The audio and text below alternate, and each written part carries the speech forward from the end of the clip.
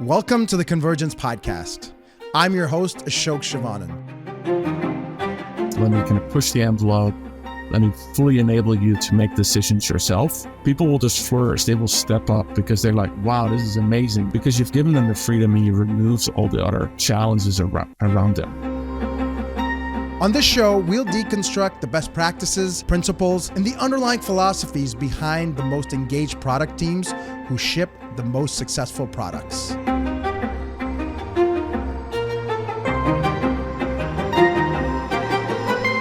This is what teams are made of. Hey folks, welcome back to the Convergence.fm podcast.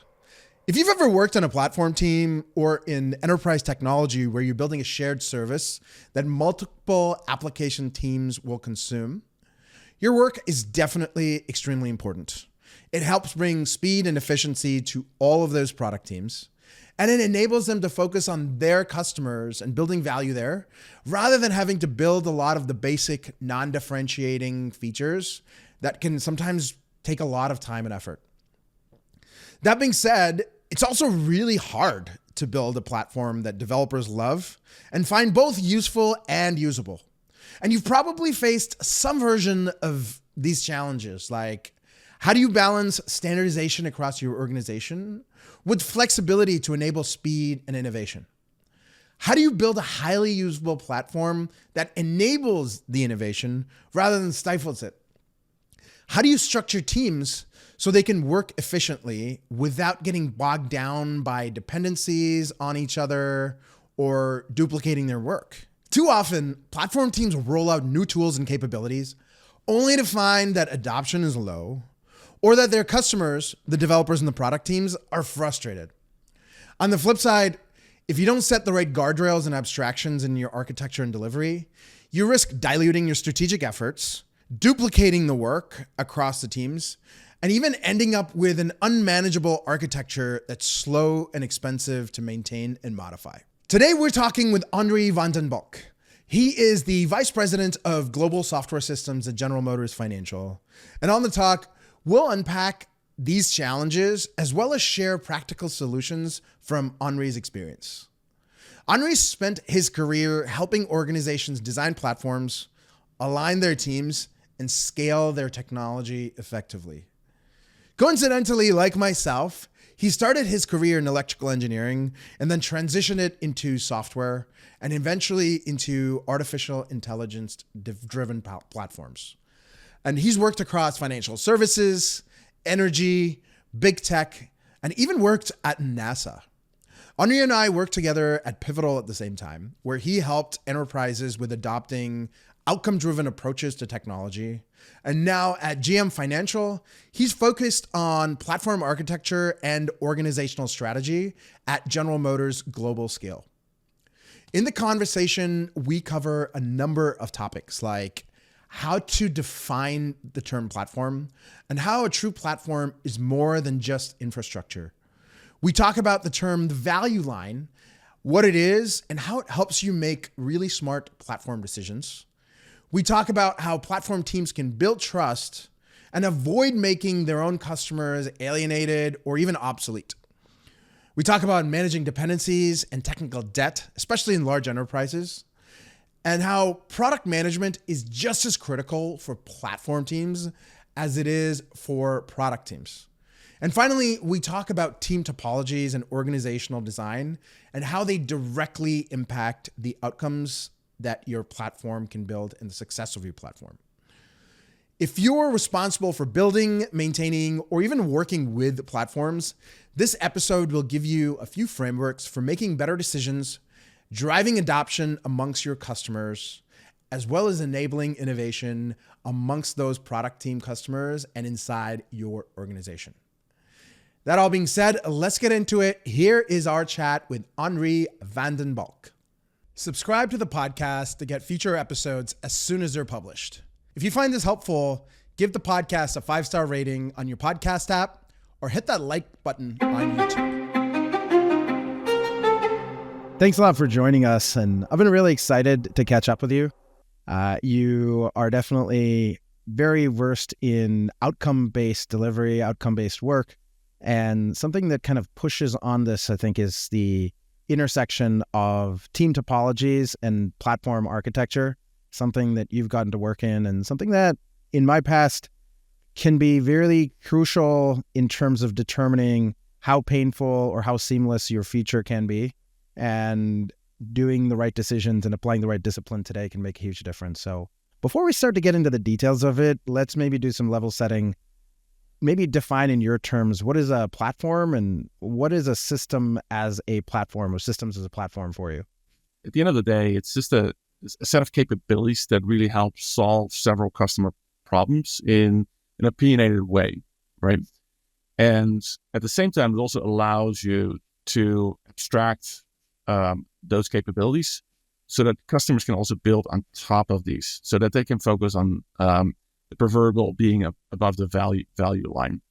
It's at the end of the day, that's how I look at it, Ashok, is that because people get too much confused about many different systems, applications, what's the difference on it. But if you just focus on what customer problems you're trying to solve for and allowing them to extend on that, that's the key definition for me. And so you mentioned above the value line. Mm-hmm.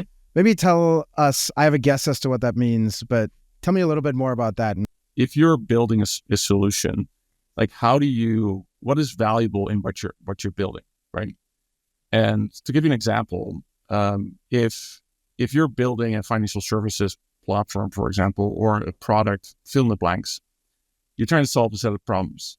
What you're probably not interested in is solving some of the technical infrastructure type of pieces, because that, a customer is not willing to pay you for solving those things. What they're willing to pay is, are you solving their problems? And so the value line is an important distinction to say, like, where are you delivering value for your customers that they're willing to pay you for? All the other stuff, they're not willing to pay for. And when you're in the world of platform architecture, that's probably a ongoing debate as to, is this something that we want our customers or our consuming developers to create value at that level? Or is this something that they might expect for us and it's undifferentiated? How do you what's your North Star or guiding light that helps you with that? And how do you teach your teams on having that discipline around what goes into the platform and what is something that you expect your users to build? Yeah, I like that phrase of undifferentiating aspects of it, because at the end of the day, you always have to ask yourself the question, is that what value are you creating for the customer? And that's a key way of making decisions here, of what you add to the platform or what they should be creating. And part of it is also looking at, like, how many problems are the customer having? Are they having toil in the things that they do? And again, this depends on what your platform is, right? Again, a lot of times I fall back to financial services because it's an easy reference, right? If you think about platforms like Stripe, for example, or other payment platforms, they remove a lot of toil, and they're always constantly looking at, like, well, is this a feature that the customer should be building or that we should be building? But the way to look at that is you got to look at your customers and building empathy with them around what problems do they have and what can I put into the platform that removes it from their side of the equation, right? Without dipping into their value stream, right? You don't want to compete with your customers too much. But at the end of the day, it falls back to, like, what problems are you solving for them? And there's never a perfect answer to that. Sure, you constantly have to evaluate what things are they running into, what challenges are they having. And so for things like observation of the customer, the inquiries, quantitatively and qualitatively, you have to take that in and use some product management discipline. Because at the end of the day, this is disciplines that product management has really figured out. Like, how do you build the best product? Well, it's by going after the product, the problems that the customers are having. And then ask yourself the question, well, what value is that creating for the customer, right? So I think I simply look at that, Ashok, as like, you have to bring value to your customers. And if you keep focusing on that, your teams then also stay focused on solving those problems and not as much on solving technical problems. You want to solve the customer problems. Hey. So help me understand that a little bit more, because I get the theory of it, but what might make it a little bit more tangible is if you have an example from your past, maybe, that you had to make that hard decision or your team did. So if you think about, like, Stripe, I'll use that as an example because it's a good example, is in financial services, if you have to have payment gateways as a customer, right? You have to interface with many different banks. You have to interface with credit cards and all kinds of different areas. And if you then take that internationally, there's many different systems you have to think about. So as a customer, or if I'm building a financial services application, my toil there is having to do all these interfaces and maintain it. That's below the value line per se, right? And so Stripe has really figured out, like, how can I abstract those things so it doesn't cause that many issues, right? So that's one of the motions that they've really looked at. In my past, I've seen that as well when you're building platforms, for example, in the financial services, where we observed customers having a lot of challenges on trying to figure out certain valuations for companies, for example, that they had to do over and over again. They had to calculate these things. And as you start seeing that, is that it's just a common thing that you can commoditize or standardize in your platform. And we make the decision like, well, why don't we incorporate that into the platform instead of having to do this all the time? But then you also have to rigorously question, like, well, at the end of the day, it's just a thesis that you have. Like, you have observed that there's a problem, but then when you build it, you also have to test it out. That are they really willing to pay you for it, or are they really saying like, yeah, this is a benefit for us? So we have to do that, but you constantly have to do this motion to figure it out. I love that we have you from thinking from the platform standpoint. And I think on behalf of the app developers, especially the founders and folks who are working on startups here, there is this fear of the platform making your application or startup obsolete, right? I think we saw Apple do it with iOS way back in the day. Maybe some of us forgot because a lot more of the noise now is startups that are based off of the OpenAI API.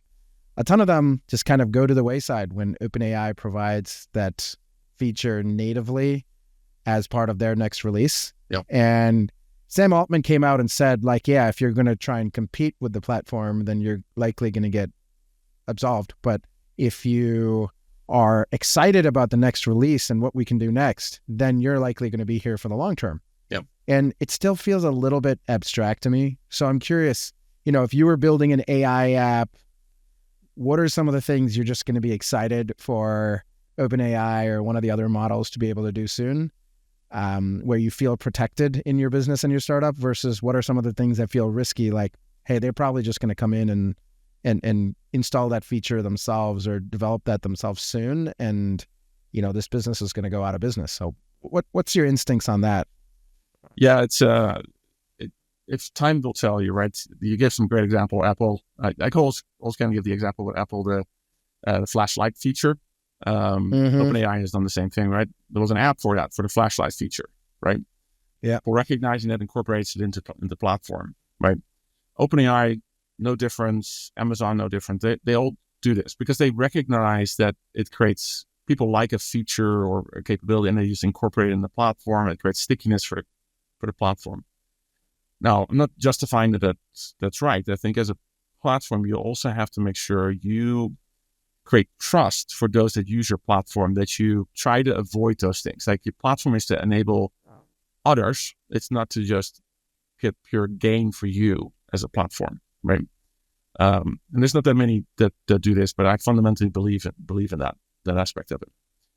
But on the other part of your question is like, how can you avoid that? I think what it only comes down to, like, if you have an idea that is not just a generic idea of using a platform, you don't have a moat, right? As you start up, you have to think about, do you truly have a moat in your idea? And can you truly continuously innovate? Because as long as you can keep innovating in your space and you can establish a moat, you will always outcompete the platforms, right? Because in one sense, platforms are trying to standardize and look at the whole thing and then bring these things in. But there's a delay for them to actually build those things, right? And so the startups that are really good, they don't just look at not a chat GPT type of feature. That's like, anybody can build that with the platform. But are you really solving some critical business problems that are really unique in your space. Then you can start establishing a moat with your customers, right? That they need your capabilities, and not most platforms can't compete with that part. Because again, they're trying to focus on the common denominator and getting stickiness in that area, right? And the fact of the matter is, it's not just one platform, right? OpenAI is competing with their own competitors on the platform level. Yeah. And so making things more convenient for their other developers and more attractive so that you choose the OpenAI API versus the others is part of the business they're in. Now, in your case, when you're building platforms internal to large enterprises, that's something that maybe is not so much the case, right? Where there isn't as much internal competition, or there's a little bit more negotiation that can happen. And I think one of the things you mentioned, product management earlier, that comes into play here is communicating the roadmap. Yep. Now, I understand that when you're competing, communicating your roadmap maybe exposes yourself to your competitors understanding your vision more than you want them to. Whereas when you're working internally to an enterprise, what does that look like as far as a platform lead, communicating your roadmap, and what are some things that you're doing there to give your consuming developers the best experience?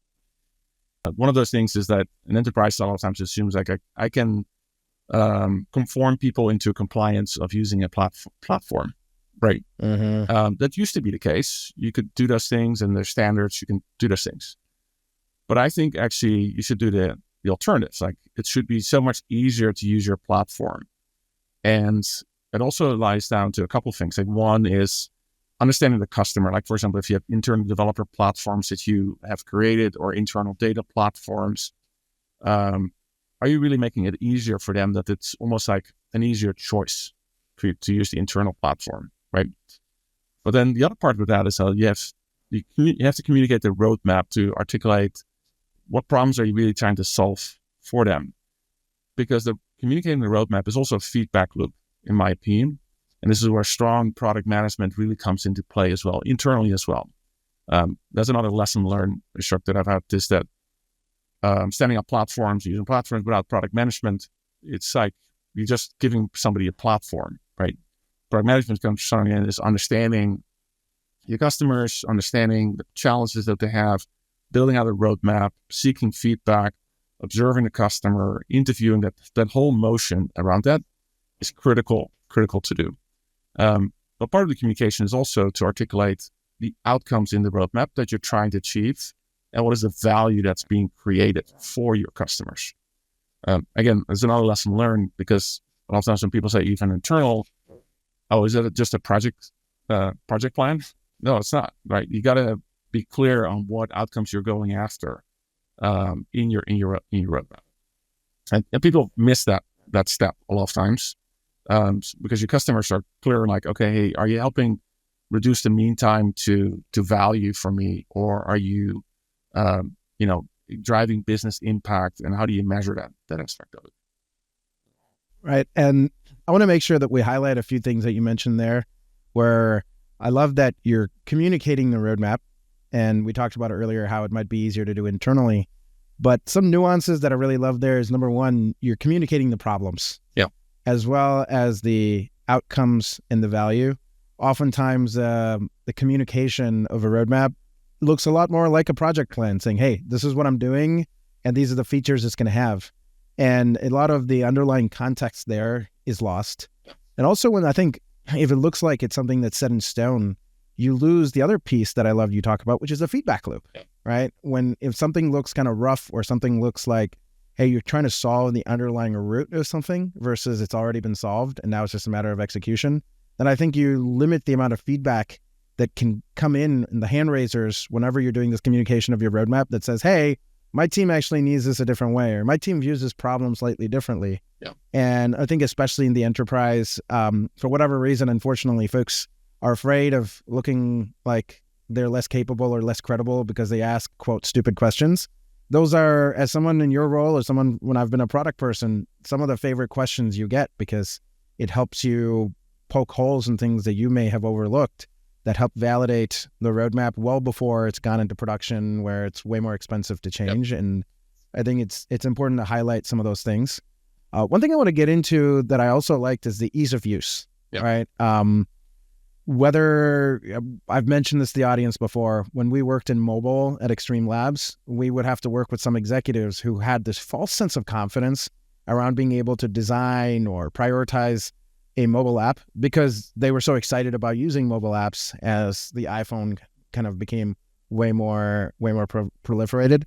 And it's the same thing that happened as with the rise of platforms, right? Yeah. And I was guilty of it myself. Hey, I consume APIs all the time. Let me just start writing APIs without really thinking about it versus thinking about, okay, what is the customer value? Who is the customer we're targeting? What is their worldview and mindset and what's usable for them? And that requires a lot of discipline. It requires a lot of discipline on platform teams that maybe didn't historically face the pain of friction user experience or developer experiences. So what are some ways on your teams that you like to drive that discipline amongst your software engineers or your endpoint designers to drive usability and ease of use? Yeah, it's interesting because a lot of enterprises forget that part is they don't understand what the challenges that the consumer have, but also they forget that the developer a lot of times for your platforms is a consumer as well. Mm-hmm. And product companies do a really good job at this. That to cater towards developers, they understand this part, right?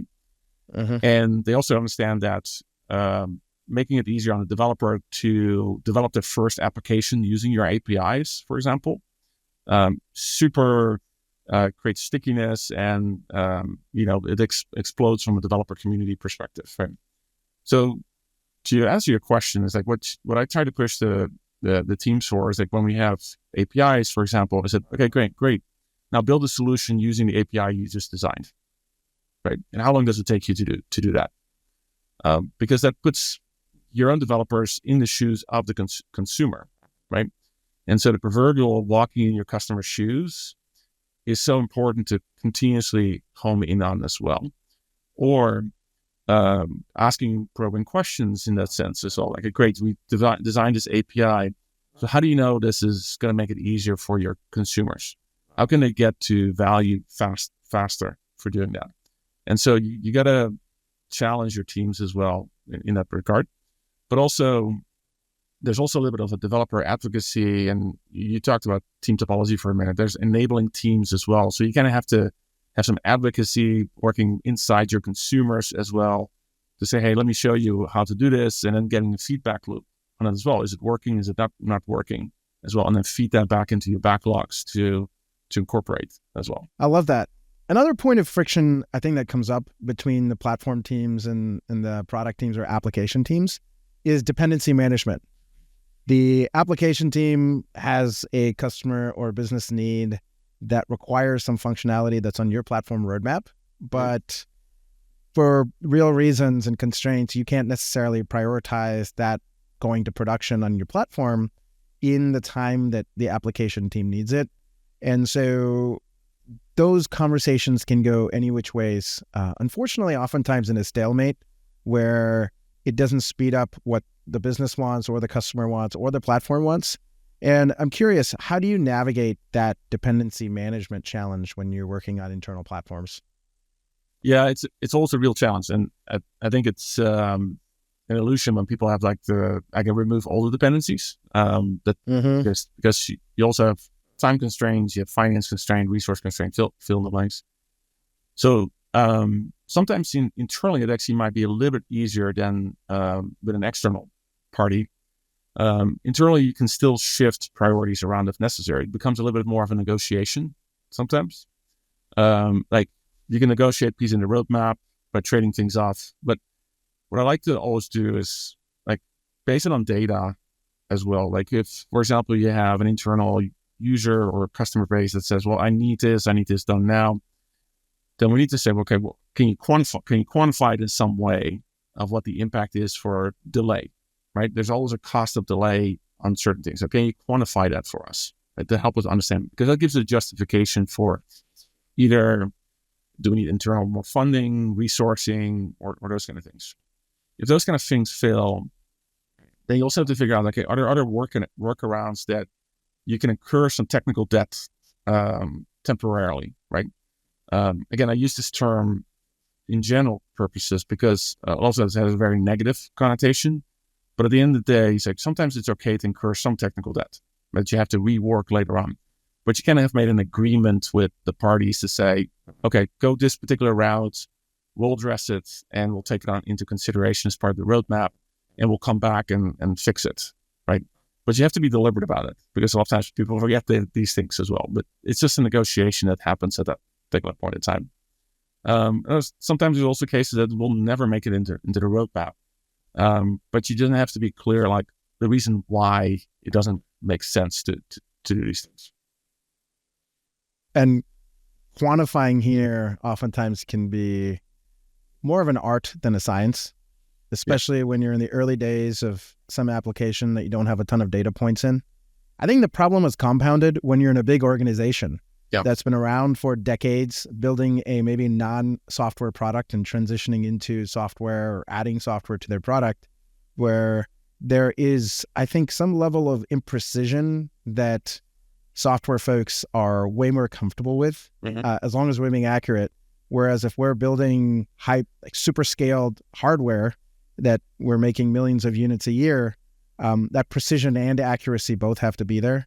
And so what are some tips on quantifying where, you're not boiling the ocean, but it gives you enough information to make the right decision? Most enterprises that I've come across, they have a hard time dealing with risk and probabilities. And the reason I say that, because they only think about it's either 0 or 1 for most cases. That's why you have project plans. That's why you have risk mitigation and impact analysis, right? So we're going to try to get so much precise because we're trying to factor out risk out of things. So first tip is you got to first make people very comfortable that you're dealing with probabilities in these things, right? Like the probability that you have a particular outcome, you need to be able to specify this as well and get people familiar with what that really means, right? And that also the probability changes over time as well. Like as you have more fidelity in a particular problem or a particular space, your confidence level becomes better. But again, confidence level is just a probability if you can kind of think about it that way, right? But it's feeling comfortable with the fact that there is risk in the system, there's likelihood that you have to deal with. So my first tip is establishing that part. Because if you don't get people comfortable in the enterprises around this notion, everybody's going to fall back to like, no, I need definites, I need guarantees. And again, I fall back to people talking about project lines because they say, no, it has to be done by this timeline. And if you don't meet it, but they never ask the question, what's the likelihood of hitting that target? Or what's, and getting people comfortable with that you can also change is okay, right? But getting people comfortable with that concept first is the most important thing, I think. And I think the similar question is around technical debt.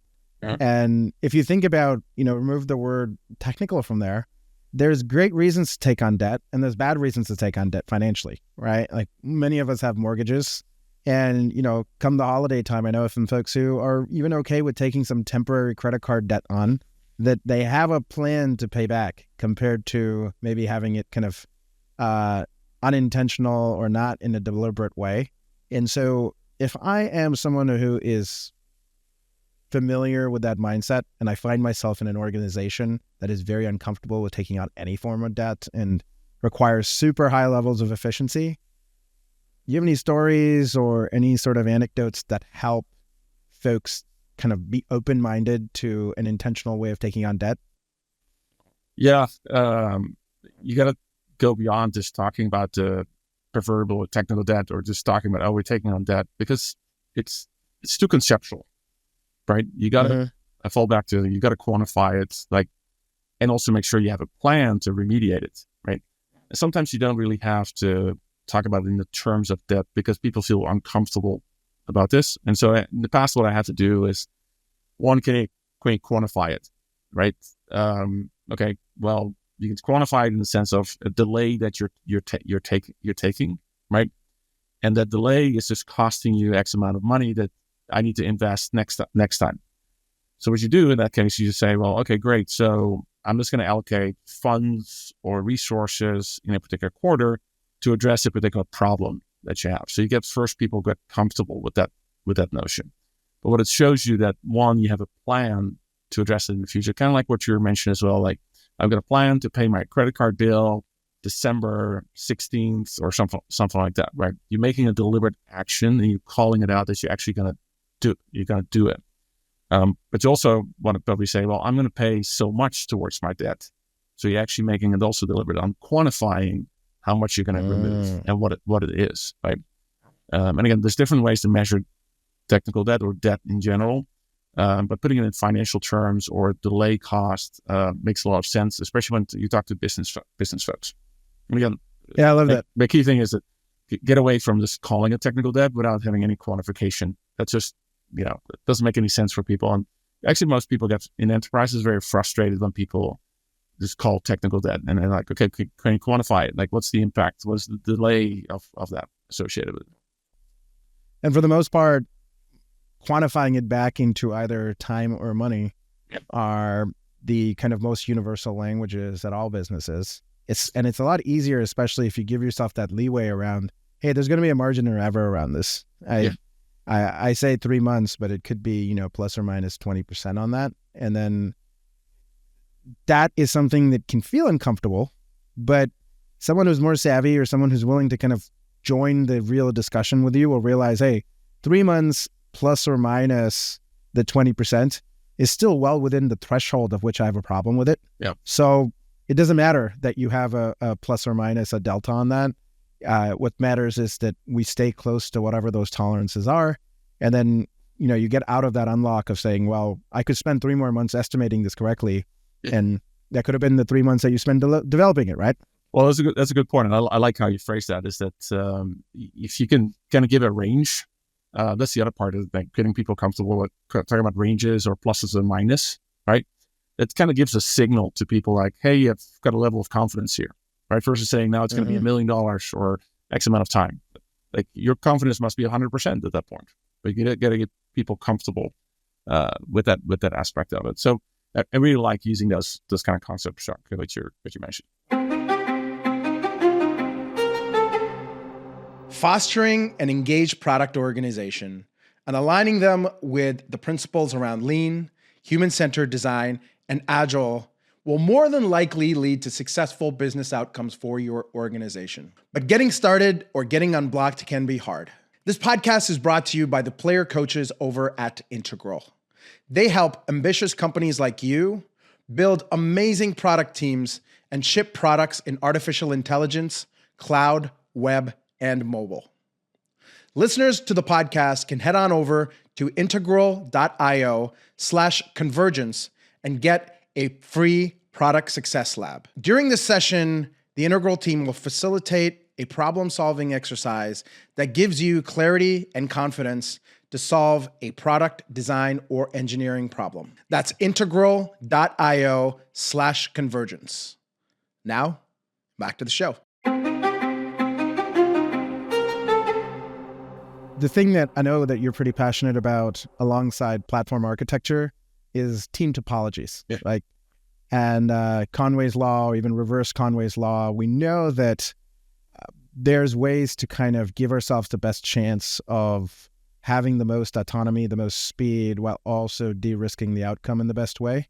Yep. And so when you have, either a team to reorganize or a platform to architect, what tends to be the way that, you go about figuring out how to organize the talent and organizing the systems in your architecture to get the best possible chance of the outcome you're looking for? Yeah, I love that part, because I'm always very passionate about this part, and always very interested in the human condition as part of this. But the general process that I follow around this is, first and foremost, like what outcomes are we hoping to drive first and foremost? What are we trying to do? But then going from that as well, like what are the capabilities that I need, and then what informs my architecture to look like? What is the target state that I'm trying to work towards from a capabilities perspective that I have a thesis around that can get me to the outcomes that I want, right? And then you start working through a process of figuring out, like, how do I establish flow to get to those outcomes in an organization? So you have to then understand the value stream mapping to a certain extent, right? Team Topology talks about this. Many different lean practices talk about this. Like, how do you establish flow in that aspect of it? And what helps you in the capabilities part, I think you just mentioned as well earlier, but Wordly Maps, for example, your capabilities looking at, like, what do I need to build? What is commercialized that I can just take off the shelf, right? That gives you a sense of enabling capabilities in that aspect of it. So when you have those parts, then you really understand, like, what's the stream alignments? How can, organization work efficiently establishing the flow? Like, if you have capabilities that are depending on each other, or you're trying to remove the dependencies as part of this, they come up with a map that shows, okay, so what are the capabilities? What do the team structures product team structures roughly look like? And then you start figuring out, okay, what talent do I need to this organization design?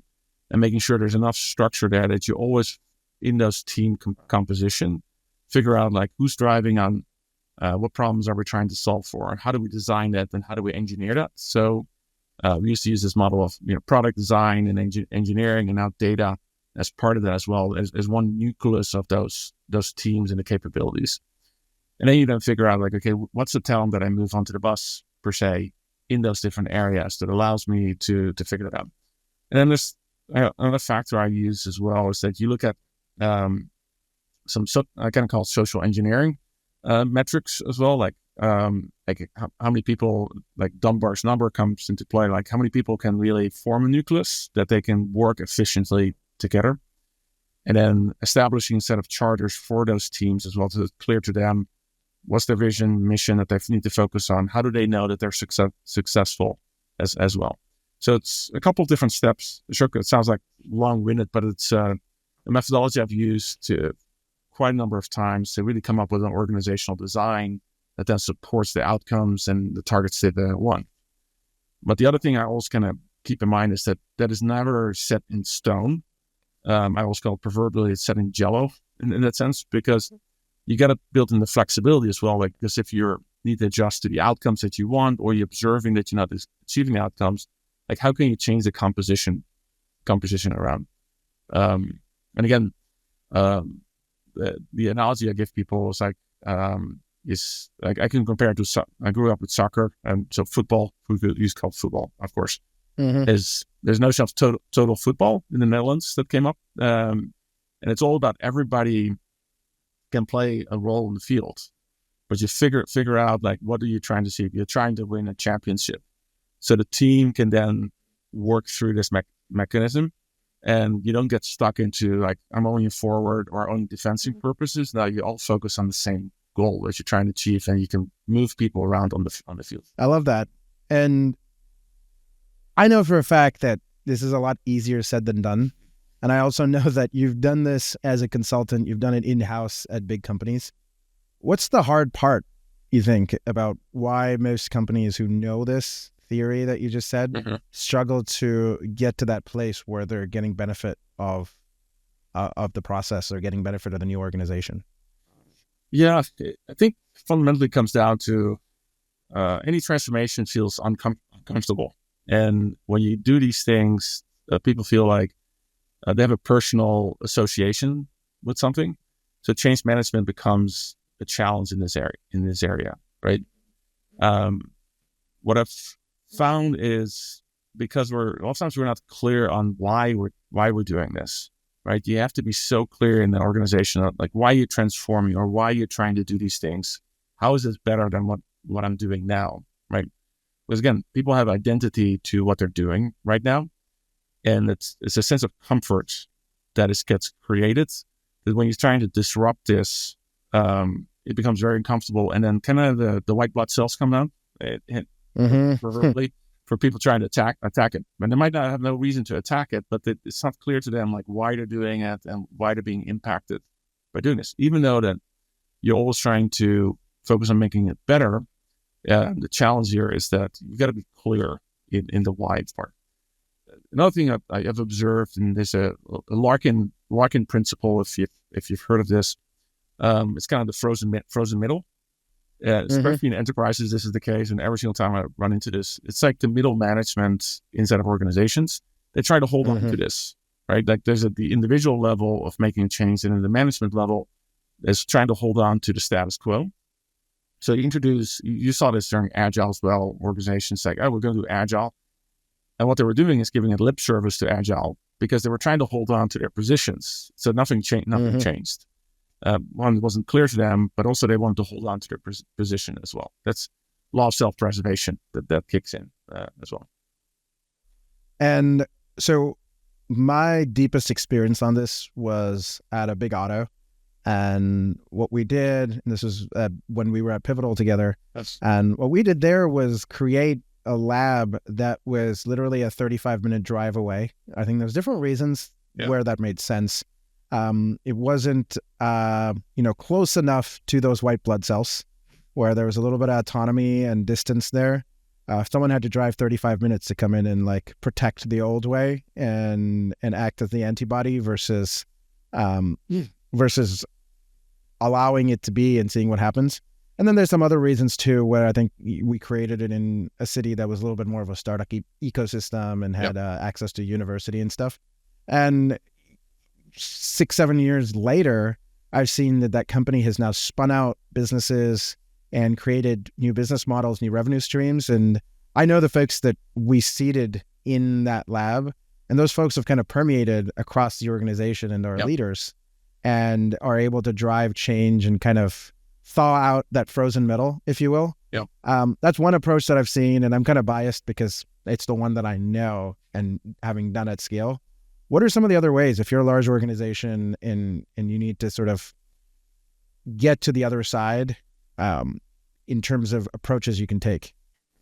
Yeah, I definitely do like that model as well. It's kind of the revolutionary model, I kind of call it, because what you're doing is really, you know what the problem is when you take everybody out of the comfort zone and you create the new situation, right? That really helps in the short run. And some of the individuals that inspire, like what you said, will spin out and start this up again. It helps in the short run, but you want to be able to make sustainable change in enterprise.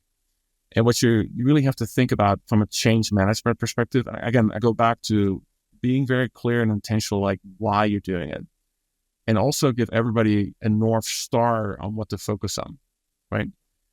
For example, an organization might decide like, well, we need to focus more on customers. Great. So how are you going to ensure everybody understands what the challenges are that the customer has? What value are you driving? Because most enterprises, you'll ask anybody in the company, like, okay, how do you make money? How do you solve problems for a customer? A lot of people don't know that answer. It is actually very shocking. So to do this, you first have to create that motion of what is the new North Star, right? And then you also work internally with a lot of coaching individuals as well, but also putting them in a little bit of a different position that you have to kind of unfreeze the frozen middle in that sense by moving some folks around to say, well, hey, let me put you in a position where you're a little bit stretched and you focus on something different than what we're trying to do. Because that way they get the experience in doing that. But you also have to make sure that, and again, I go back to the apprenticeship model and the pairing model per se. You also need people that they work with, that they get to see the art of the possible with it. You mentioned the example of creating a lab somewhere else. Well, part of what you did there as well is you brought people there and they were pairing with other people to see what the art of the possible, because most individuals have never had an appreciation of what the new world really looks like. And guess what? They will fall back to their own situation. So you have to, again, be intentional in an organization that you pair people with individuals that have done this before. They can see how it actually works. Because without it, it's just very hard in an enterprise to do that. Because again, people fall back to their old routines, the old mechanism, right? Because it's comfortable. It's what they know. And so you have to be deliberate about this learning aspect. Yeah, you're totally right. And the other thing that maybe I brushed over is that the seed team from the auto company that we chose to be the original folks or the initial folks to come help us almost found this lab were chosen very intentionally. Yes. These were hand raisers. These were folks that already showed sort of promise of this new mindset. They were folks that were, frankly, the troublemakers in amongst the cubicles because they were trying to do the right thing in the wrong place and ended up kind of butting up and causing friction and managed to get them all into the same place where they were willing to go the extra mile and take some more chances because they felt like the fight was worth fighting because it was already one that they were already trying to fight by themselves, and they felt like they had a collective, a community, and a little bit more momentum to go about in order to your point, prove some of those internal case studies so that art of the possible kind of comes to being. I think one of the local companies here often talks about you have to believe it to see it for some of those early adopters so that the other people who are more skeptics can see it to believe it. And you kind of need both sides of that. So being intentional is absolutely one of the things. I think so. And maybe to kind of tie this to what we talked about earlier, Ashok, is that, talk about space race, for example, right? And there's always individuals that are explorers, right? That then go out and explore these things. Because the majority of individuals might actually be focused on, no, I want to stay where I'm at. Why would I explore it outside my purview? But it isn't until they see the results of that exploration. Like think about like what SpaceX, for example, has done, where everybody's like, wait, this is possible now. And everybody gets more excited about this aspect of it. That's the part of being very deliberate and also finding those individuals that like have that inspiration, are willing to go along because they are the game changers in that particular part. And these are little stories, right? They're not big case studies that take a long time. You got to look for the little wins. And I think one element of creating that high functioning team is having this space that's safe and is maybe emotionally mature. And it seems very counterintuitive in larger companies to show that kind of vulnerability when there's usually some kind of corporate climbing the ladder, stepping on each other's heads to get there sort of mindset. And I'm curious to know, as you start to foster a new culture in order to ultimately drive better principles and practices that drive better product, if there's any instances you can think of where folks kind of showed up differently and that led to great outcomes from your change management standpoint. Yeah, because you can't do this throughout our organization. Fundamentally in enterprises, there's areas that you want some stability. You're not going to be able to make these massive changes, right? So I'm always kind of looking for, is there an area, project, or a lighthouse initiative that you can leverage to help create the new motion, right? And the reason for that is because in large enterprises, that gives you one funding, it allows you some flexibility to try things new, right? So these are your projects where you're going to try build a new system, or you build some particular piece in the enterprise where you can actually tether the new practices to. But you also want to make sure you see that with team members that are also willing, again, back to the explorer example, right? That are willing to go along with that. But then as a leader, you also need to make sure that those teams are then kind of isolated in their own right inside of the enterprise. They don't have to be fully up in a different building to a certain, but isolated in the sense that they can collaborate together, they can work together. You remove some of the other enterprise things from that team per se that you start off with. So they have the freedom to kind of innovate, they challenge each other. And as leaders, you want to not be in there the whole time. You want to be on the outside to say, let me remove the challenges in the enterprise. Let me kind of push the envelope. Let me fully enable you to make decisions yourself, right? And it's amazing every single time I've seen this, Ashok, everywhere I've done this, is that people will just flourish. They will step up because they're like, wow, this is amazing. This is the best project I've been on, or the greatest initiative, right? Because you've given them the freedom and you remove all the other challenges around them, right? But again, you can't do that across an enterprise.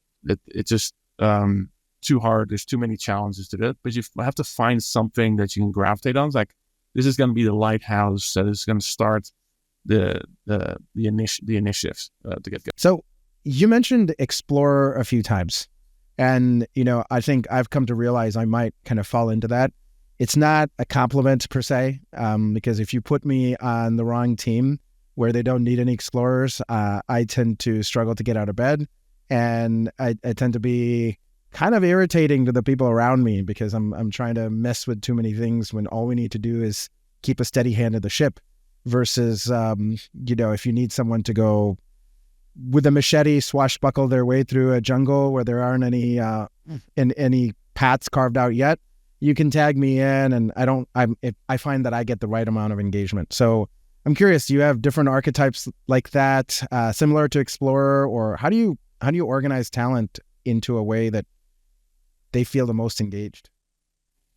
Yeah, it's an art and a science per se. In that sense, you want to get to know the individuals first to kind of get a sense of like, what do they gravitate towards, right? Are they truly explorers? Are they more focused on the harvesting side or the stability side of the house?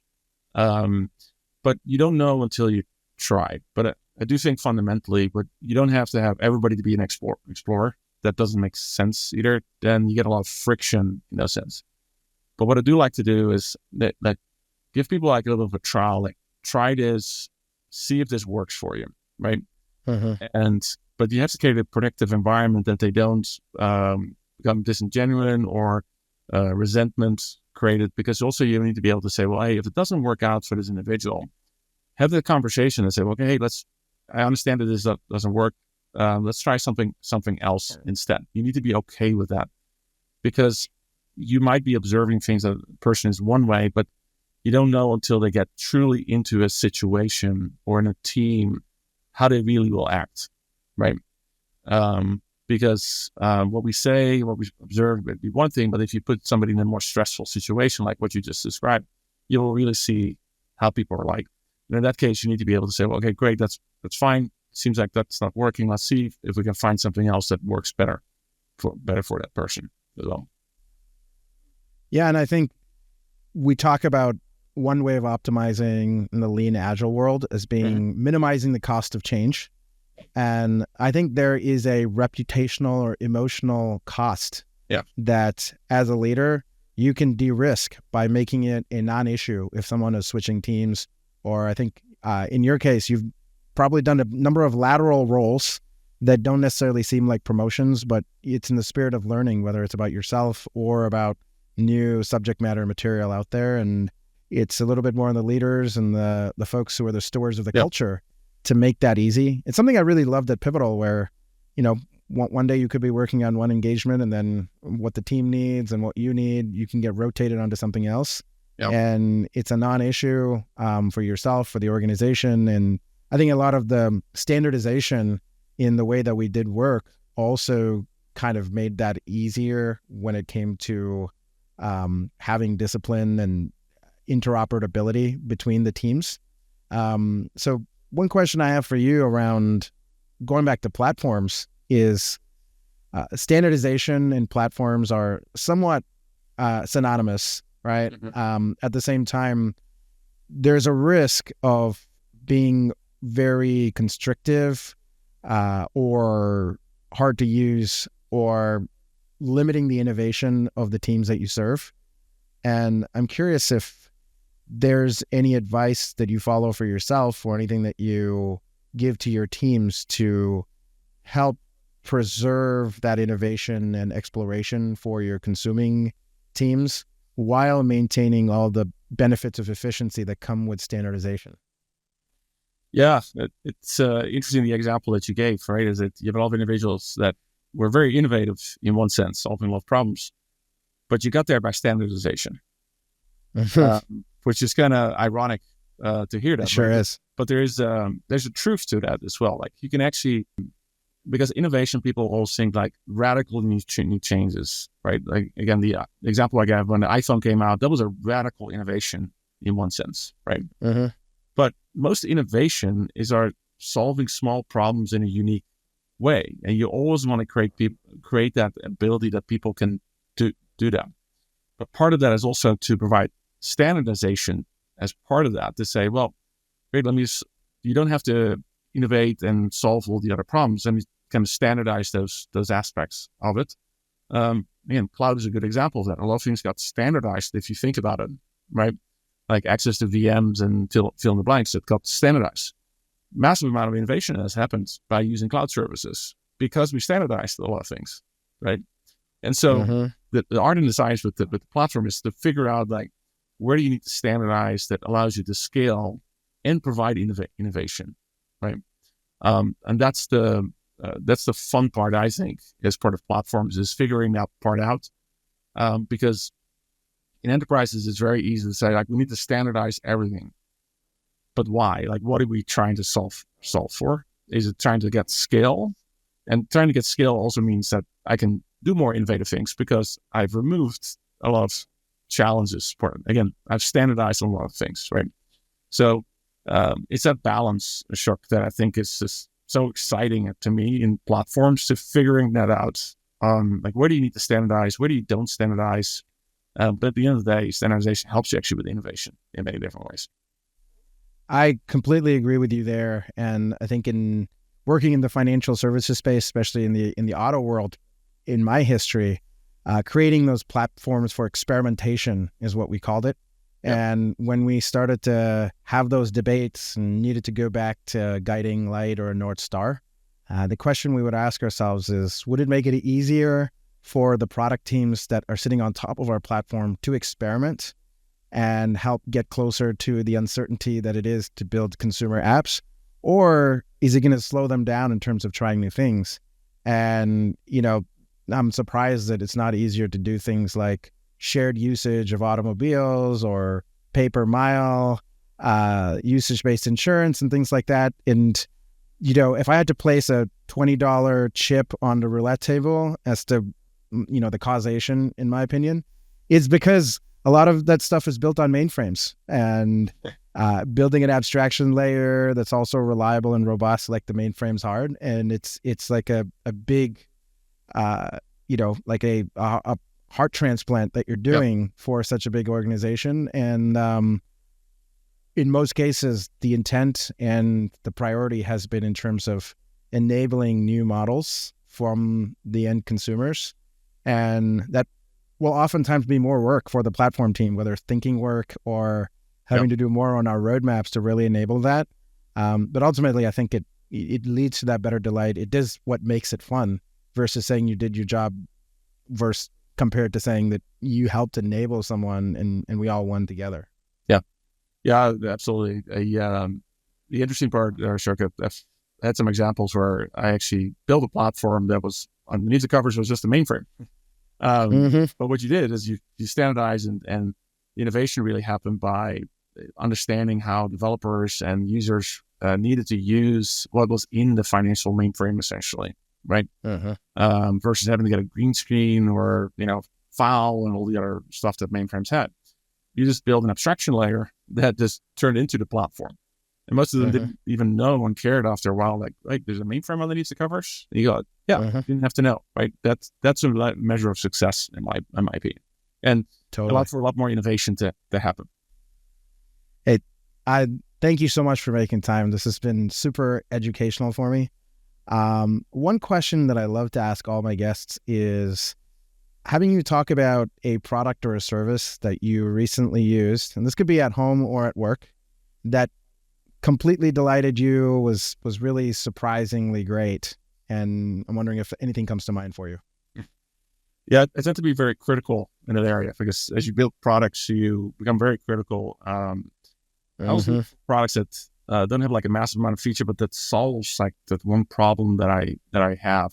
Now I will tell you, I always kind of come back to my Mac from a user perspective. Like, okay, this is just feels natural, but what I've been experimenting with lately, and I haven't found a great product yet, but I'm seeing some consumers load. As I wear glasses, I'm also kind of interested, like, okay, how can I make that experience easier that solves the problem of like fitting it on? And there's a couple of solutions that are out there. The one I've been playing around with Zuni a little bit to kind of get the full experience. Does it solve my problem? I'm quickly being able to pick things out with a prescription and those things. And they've done a very nice job in that area of quickly, like, here's a prescription. Hey, these are the frames that will fit and we can ship it to you. And I'm like, wow, this is pretty amazing. I could solve my problem that I don't have to go to 50 different optometrists and stores to kind of figure out which one fits and all that part. So I really enjoyed kind of playing around with that. I haven't found a perfect one yet, though, because I'm very critical. And that's up. ZENNI. Yeah. I'm also impressed with how affordable they've made glasses, right?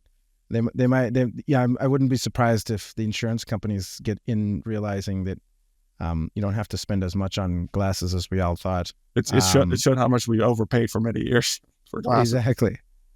What is the best way for folks to get a hold of you? Yeah, so I think LinkedIn is probably the best, and I'll share it out as well. That's where I hang out professionally. I think that's always the best place to get a hold of me. Cool. We'll make sure to have links to your LinkedIn as well as any in the show notes there. Henri, thank you so much for making the time. This was super fun, super educational, super engaging. Hope you have a good rest of the day. Yeah, I appreciate it, Ashok, and thanks for the opportunity. Looking forward to getting feedback from.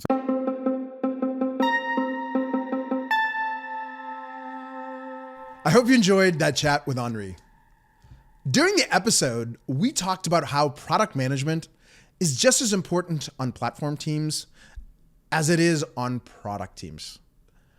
Now, why did we both jump on that? I think it's because we tend to see platform teams oftentimes forgetting about some really helpful methods.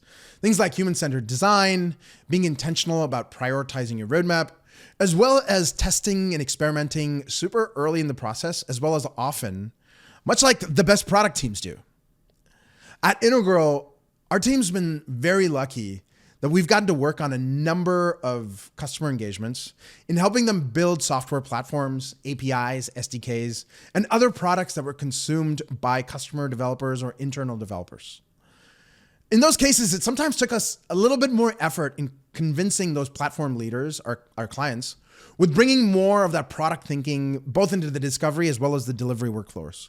Thankfully, in all of those cases, those leaders were willing to try, and then they saw the value of that incremental effort when they started to see the changes in the outcomes and the progress and the success that we made from it. This included doing customer research, spending more time with the target customers to understand them better. It involved being intentional about prioritization and ultimately having really uncomfortable and difficult discussions on things like who do we serve first, what problems do we target first, and the features in our platform. Or it was also creating an ongoing feedback loop with those customer developers, like we shared our API design or data workflows really early, well before the product was ready to get feedback. Or we sat with the first sets of customers and paired with them to implement integrations into the platform together, and then incorporated the feedback and what we learned from sitting with those early customers into the product and the onboarding, and made it way easier for the next sets of customers to onboard to the platform a lot faster, a lot cheaper, and with a lot more delight. This is such an important topic that we talked about it, and we decided to host an episode specifically around the stories from the field, around pragmatic ways to improve how you can create much more customer delight from your platform. In the meantime, check out our episodes from last season, season 1, with Kenneth Auchenberg. We get to talk at depth with Kenneth, who's an expert in the space, around how companies like Stripe and Microsoft, where he worked at, develop surprisingly delightful platforms. Until then, I hope you all have a great week. We will see you next Wednesday.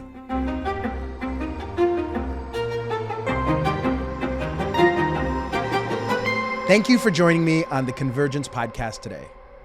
Subscribe to the Convergence podcast on Apple Podcast, Spotify, YouTube, or wherever you get your content.